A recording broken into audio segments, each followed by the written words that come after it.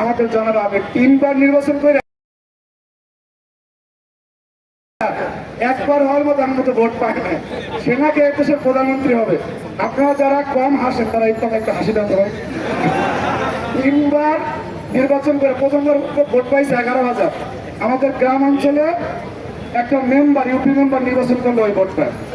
তারপরেও বাংলাদেশের স্বার্থে আমরা ওনাদের অনেক আবল তাবল কথা মেনে নিই। সর্বশেষ বক্তব্য, আমাদের এই ক্যাম্পাসে জুলাই অভ্যুত্থানের সবচেয়ে আইকনিক ছবি ছিল আমার বোন তন্মীর উপরে হামলা।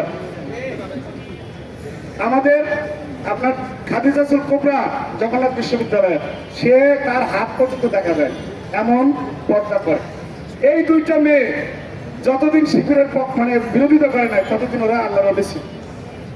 যে শিবিরের বিরোধিতা করছে সাথে সাথে মনে করেন যে তাদের তীব্র আক্রমণ শুরু করছে। কদর্য কত নষ্ট ভাষায় এদের প্রতি ঘৃণা ঘৃণা ঘৃণা। রাখি ভাই বক্তব্য শেষ করতেছি। শোনেন, এইখানে একজনে নীলক্ষেতের ভিপি ডাকছে কি নাম্বার কি সাদিক ভাই ছাত্রলীগ করতো তো সব ছাত্রলীগের নেতাকে আপনার নাম মনে থাকে নাকি? আমরা এখানে যারা বক্তব্য ছাত্রলীগের প্রেসিডেন্ট এইগুলি নিয়ে, এই যে হলের কেন্দ্রীয় যারা ছাত্রলীগের এদের নিয়ে আমরা তো নাম জানতাম না। পরবর্তীতে ছাত্রলীগ যদি বেঁচে থাকতো মানে 5ই আগস্ট না করতো, সাদিক খান ছাত্রলীগের ভালো ক্যান্ডিডেট ছিল, সেন্ট্রাল নেতা হওয়ার কারণ বুদ্ধি আছে তো, চালাক ছিল।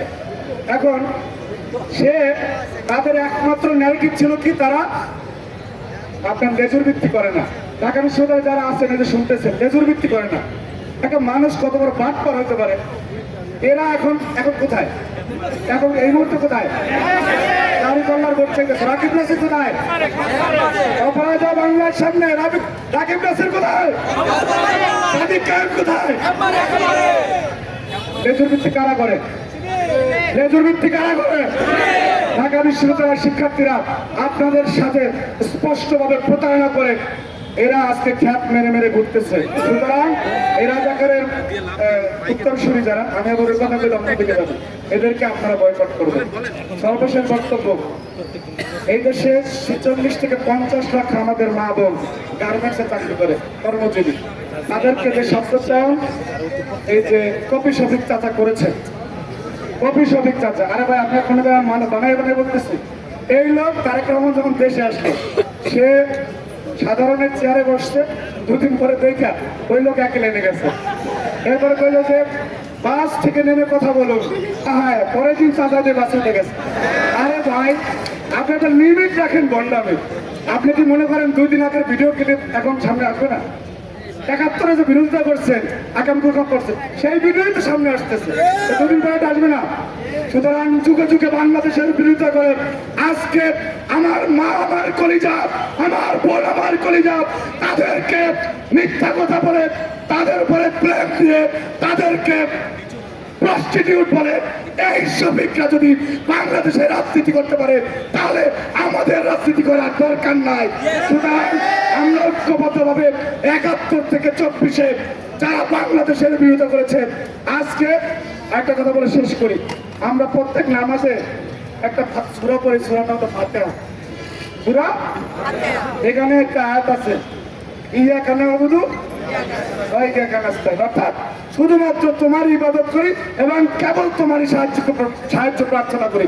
এটা বাংলা আল্লাহর কাছে কয়। জামাতের আমির কার কাছে সাহায্য চায়? আমেরিকার কাছে। কার কাছে সাহায্য চায়? দিল্লির কাছে সাহায্য চায় না, তো চায়। এই জন্য যুগে যুগে ইসলামী দল হওয়ার পর তোমাদের উপরে লানত, তোমাদের উপরে লানত, তোমাদের উপরে লানত। ইনশাল্লাহ বাংলাদেশে কোনোদিনও তোমরা যে আশা করতেছো সেটা সফল হবে না। 12 তারিখ খালি হাতে ব্যর্থ বিফল মনোরথে এই যে কথা বলছো, এই পাপের প্রায়শ্চিত্ত ভোগ করে বাসায় যাবা। আমরা তোমাদেরকে সর্বোচ্চ ধর্ম প্রতিমন্ত্রী হতে পারে, সেটা যদি বাংলাদেশে দেউলিয়া হয়ে যায় এটা সর্বোচ্চ। ভাই আমার তো সহযোগ দ্বারা এটা আবার বিরোধিতা করে, যাক সমস্যা নেই, সর্বোচ্চ। এই যে জাফর ভাই আমাদের এই আবু জাফর ভাইস প্রেসিডেন্ট ছাত্র দল 3 বার নির্বাচন করছে।